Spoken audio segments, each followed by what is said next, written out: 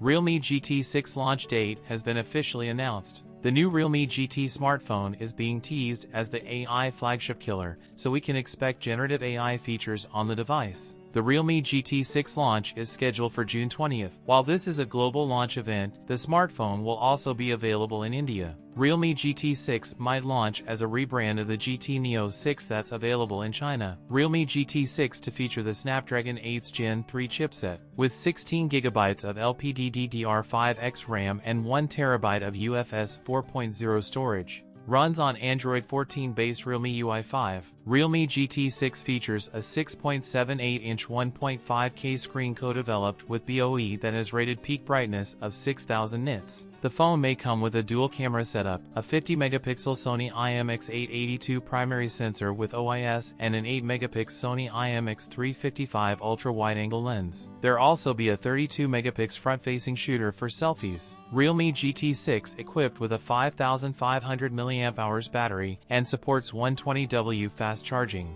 It allows for a quick 50% charge in just 10 minutes. That's it for today's video. If you enjoyed it, don't forget to like, comment, and subscribe for more content. Thanks for watching, and I'll see you in the next one.